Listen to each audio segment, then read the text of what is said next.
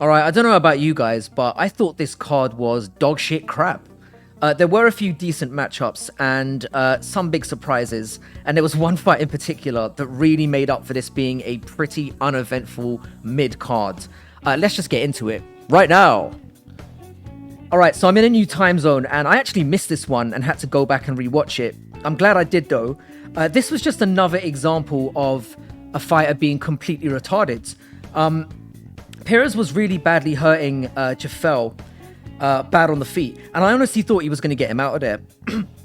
He opted to not go on the ground with him when he had him hurt, and instead let him get back up. And Phil Ho pretty much recovered, took him down, and then triangle choked him. It was really that simple. Terrible fight IQ shown by Perez. He basically snatched defeat from the jaws of victory. He did look pretty decent up to that point, so I think he might get one more chance.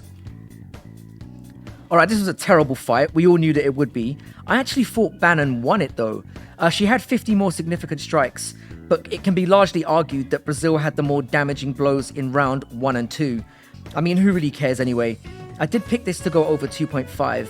I felt like that was a lock, so at least I got that right. While I do think Bannon won, she didn't look very good, and this was hardly a robbery. A pretty pointless fight between two women that aren't going to do anything. Moving on. Alright, I got this one very, very wrong. I thought Ashmos was a really live dog, and I thought he was going to beat the fuck out of Duncan. I was very incorrect.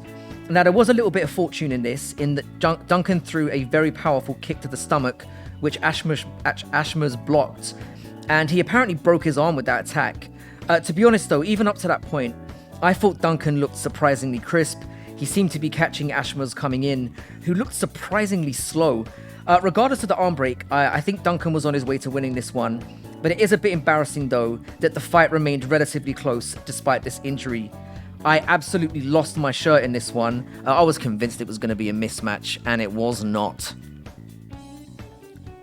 Alright, I'm just going to say this outright. I called Muradov mid in my build-up to this fight, and I actually think I gave him too much credit. This fight went exactly as I expected it to go. I said it was going to be a decision, and there's nothing really more to say except that Muradov pretty much wrestle-fucked him for the entire fight. I will give him credit. In the third round, he did manage to catch Barbarino with a really nice looping right hand, but to be honest, Barbarino is fat at welterweight, and you should be starching this guy in this weight class. Whoever Muradov fights next, I'm going to be ready to jump on that and make some money off him, because I think he's terrible. Sounds like I'm being a little bit harsh. He did get the win. I just think he wasn't very impressive, and I have to be honest about that.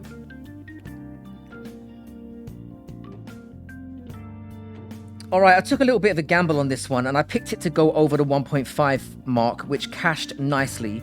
I was genuinely surprised by this performance. I think Mick Parkin actually looked quite good.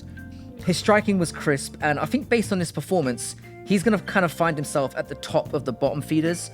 I don't think he's going to be much better than that, but he does have time, he's young, and this was an impressive performance. He just picked away for the full 3 rounds. He landed the better shots throughout the fight. His takedown defense was really good. His cardio was decent. Puguez had nothing for him, pretty much. I did not really expect that.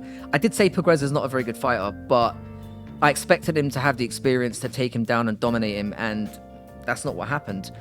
Parkin looked really good. I'm glad I went for the over 1.5. It was risky at heavyweight. But no, really good performance from Mick Parkin, and I'm looking forward to seeing what he can do next.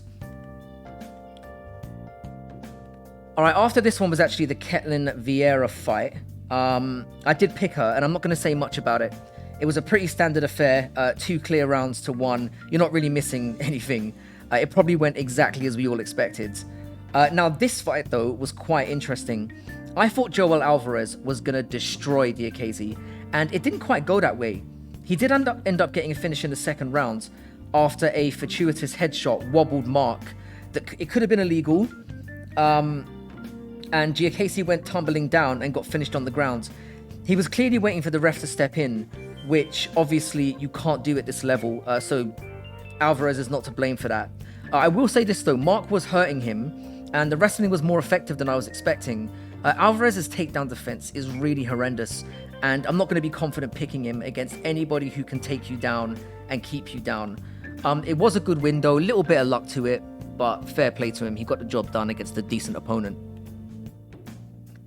Oh dear, oh dear. I said in my breakdown that Roberts is a glass-chinned simpleton and that picking this one was dangerous, but I thought he was going to be smart and use his reach advantage and not go in there swinging like a mongoloid, and he did just that. Parsons did look okay, and it will be interesting to see what happens when he fights somebody with a brain in their fucking nut. I think Roberts is pretty much cooked, and I expect him to be cut after this. The man just never learns. As a fan of the sport though, I will say at least this was a fun fight, while it lasted. Alright, I'm not just coping here because I picked him, but I thought Davy Grant won this fight. He did get hit with a very damaging blow in the second round, which busted him open, but I thought he clearly outstruck Marcos in the first and third round, doing a lot more damage, and I'm simply baffled that he didn't get the win here. The damage from the blow he took in the second was quite terrible, but that's just not how MMA works. It's a shame because he's 37 years old, and I do think he has a few more fights in him, but now he's just been permanently relegated to a gatekeeper status, and I think it's a shame because while he doesn't really have the potential to be a champion, he's been on the back end of some really dubious decisions and should be closer to bigger money fights than he is. Marcos did look decent, but his record is a little padded, and I expect him to face trouble when the competition level goes up, which it's inevitably going to do now with a win over Grant on your record. Alright, okay, so the build up to this fight all week, I was planning on picking Kalibao, to be honest. I thought Murphy looked pretty average in his last fight, and I thought Kalibao was going to catch him and hurt him at some point in the fight. Fortunately though, I managed to talk myself out of it. He pretty much looks like he's back to his old self, Murphy is. He was striking well, and I said the difference was going to be the takedowns and his ability to dominate on the ground, and that's how it ended up playing out. He did get a little bit lucky with a stomach kick that found the liver and shut Kalibao down, but I thought he won this fight pretty clearly anyway. This does set up a potential fight with Nathaniel Woods, which I think we all want to see, and I might even pick him in that one. Alright, I picked Jai Herbert, and again, I'm not coping, but I thought this was a very close fight. A very, very close, very, very boring fight. I do think you can make a case for either man to win, but watching it live, I thought Herbert was chewing up the leg quite well, and I thought he edged out the 2 rounds to 1 by being a little bit more active. Again, he only has himself to blame. He just failed to go for it, and I think it's a shame because I actually think there's a decent fighter in there whose record doesn't reflect how good he actually is. There was no bedding in process for this man. He's had some really tough fights in the UFC, and I think he's actually on the verge of getting cut now, and it wouldn't surprise me if he found a pink slip in the mailbox on Monday morning. Ziam, I don't really think too much of, if I'm being honest. And I think it was a weird one where both their stock kind of went down. This was a terrible fight to watch. Alright, I got this one as wrong as well, and I'm very, very happy that I did. I absolutely love Paul Craig. He's a funny guy outside the cage, and he has a unique skill set that can be really difficult to deal with. I thought he would struggle on the feet against Muniz, and that the weight cut would be a problem for him. But he looked like he belonged in there. He always did have a bit of power trouble at light heavyweight, and still managed to rack up some really notable wins, Ankalaev and Hill being the most notable of them. His striking looked crisp here, and I think he kind of smartly chose to stay off the ground with Muniz, who has pretty decent jiu-jitsu himself. He ended up finishing the guy on the ground, which I was not expecting, but I have to say, he might do okay in this division. Will he make it to championship level? Definitely not. But there are some really good matchups for him at middleweight, some favorable ones that I think he can take advantage of. And he showed he belonged in there, so I'm really happy I got this one wrong. Really, really nice win for Paul Craig. And I'm looking forward to seeing what he can do next. Alright, a lot of people are calling this one a robbery. I don't really agree with that. I thought it was a very, very close fight. I think both men have a case for getting the nod, and watching it live, I felt like Wood did slightly more than Philly to edge out 2 of the rounds, especially in that third round. For me, Philly won the first by dropping Wood and putting him in real danger, but to be fair, even in that round, Wood saw out the round really well, got some nice strikes at the end, was really active, and he arguably landed the more damaging blows in that round. Lost it though because of the knockdown. In the second, he got clipped again, but he managed to recover really well. and caught Philly really badly and pounded him on the ground. It was a really, really, really clear win in that round. The third round was very close, but both men were a lot more tentative. They'd obviously shown they could hurt each other, and I think Wood just edged it by landing a little more. Can you make the case that Philly won? Yes, you can.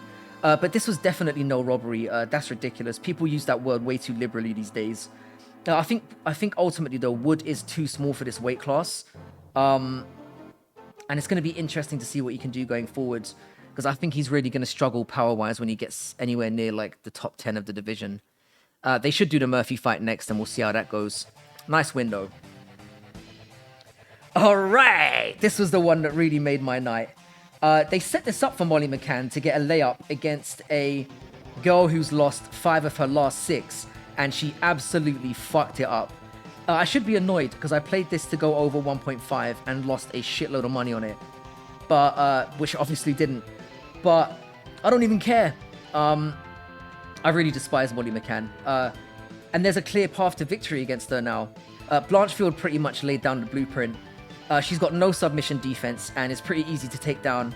And while she does have some power in her hands, she's more of a volume striker. And yeah, she's just pretty easy to get out of there. Stolyarenko pretty much took her down, latched up an armbar, and it did look really brutal. Even I felt a little bit sorry for her. She looks like she's going to need some time off. She probably broke her arm. I do dislike this woman very much. Not on the same level as I hate Pena. That would be ridiculous. But I think she's done out here, and I can see the same thing happening to her over and over again. She's made her money on a lack of talent, so fair play to her. She can fuck off now. Yeah. I'm not even going to say she got found out. She was never that good, and this loss is terrible. All right, on to the main event. I already see a lot of fight fans downplaying this, and I think it's ridiculous.